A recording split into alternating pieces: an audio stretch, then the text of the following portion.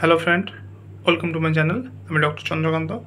আজ আপনাদের পাতলা চুলের সমস্যার সমাধান আলোচনা করব এবং কেন পাতলা চুল হয় সে বিষয়ে আলোচনা করব। চ্যানেল যদি নতুন, চ্যানেল সাবস্ক্রাইব করবেন। চলুন শুরু করে যাক। প্রথমত, চুল পাতলা হওয়ার কারণগুলি আলোচনা করব। চুল পাতলা হওয়ার কারণগুলির মধ্যে হচ্ছে হরমোনের পরিবর্তন, অতিরিক্ত স্ট্রেস নেওয়া, খাদ্যে পুষ্টির অভাব, কিছু রোগের চিকিৎসা, এছাড়াও বংশগত কারণ। তো এগুলো হচ্ছে চুল পাতলা হওয়ার কারণ। চুল পাতলা হওয়ার জন্য ঘরোয়া কিছু প্রতিকার রয়েছে, চলুন আলোচনা করা যাক।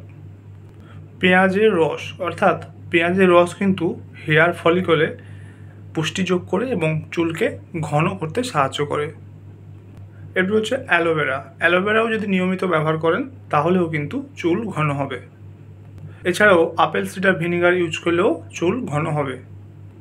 এছাড়াও আপনাদের যেটা করতে হবে সেটা হচ্ছে চুলের যত্ন ভালো করে নিতে হবে, যেমন সঠিক শ্যাম্পু এবং কন্ডিশনিং ব্যবহার করা, প্রি কন্ডিশনিং মাস্ক করা, মোটা দাঁড়ির চিরুনি ব্যবহার করা, সঠিক হেয়ারস্টাইল করা, চুল শুকোনোর জন্য গরম বাতাস এড়িয়ে চলুন, হাইড্রেশন অর্থাৎ পর্যাপ্ত পরিমাণে জল পান করুন। ডিহাইড্রেশন কিন্তু চুলের জন্য ক্ষতিকর। পুষ্টিকর খাবার খান, বিশেষ করে জিঙ্ক, ম্যাগনেসিয়াম, আয়রন সমৃদ্ধ খাবার খান। এছাড়াও মানসিক চাপ কমানোর চেষ্টা করুন, নিয়মিত তেল ব্যবহার করুন। এছাড়াও সঠিক খাদ্যাভ্যাস ব্যবহার করুন। এছাড়াও রোগের কারণে চুল পাতলা হলে ডাক্তারের পরামর্শ নিন। এছাড়াও ধৈর্য সহকারে চুলের যত্ন নিন, কারণ পাতলা চুল ঘন হতে একটু সময় লাগে, তাই ধৈর্য সহকারে চুলের যত্ন নিন। তো আজকে জানলেন যে পাতলা চুল হওয়ার কারণ কী, অর্থাৎ ঠিক কী কী কারণে চুল পাতলা হয় এবং এটাকে কিভাবে ঘরোয়া প্রতিকারের সাহায্যে আপনারা এটাকে ঘন করতে পারবেন, আজকে সেটা জানলেন।